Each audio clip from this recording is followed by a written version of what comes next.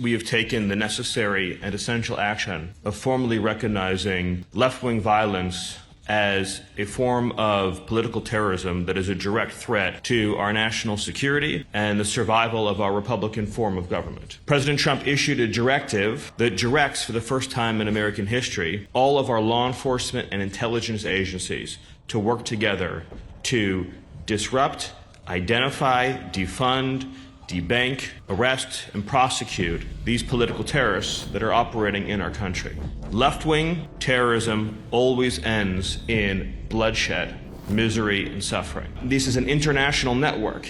Antifa, as an example, operates in dozens of countries all throughout the world. They share common networks of funding, organization, and information sharing, and so all of our intelligence agencies and law enforcement entities should be collaborating and coordinating and working together in order to root out these organizations. When the leftists protest that we are violating his rights, understand that he is lying to try to persuade people who are not closely following the political scene that some injustice has been perpetrated against him. And at the same time, we have to understand there's a real threat that those who are not themselves terrorists, but who support left-wing violence, will create the conditions that allow that violence to go on without any meaningful inhibition. This is a fatal cancer to civilization. And the greatest risk that we have is that our institutions have grown too soft and too cowardly to be able to defend themselves against a mortal threat. But let's not pretend that these radical leftists, these terrorists, are operating from a place of sincere political conviction. Sure, there are plenty of useful idiots that they use who may believe these discredited ideologies.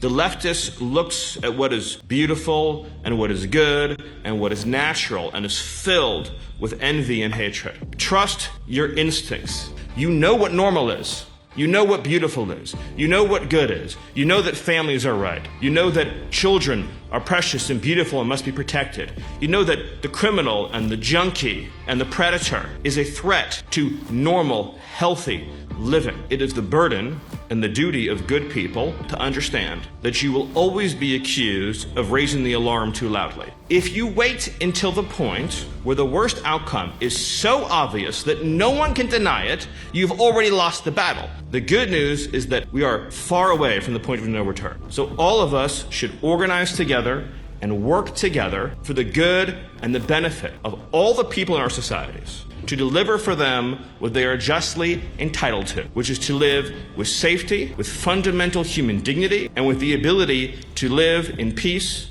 and harmony with their families and neighbors.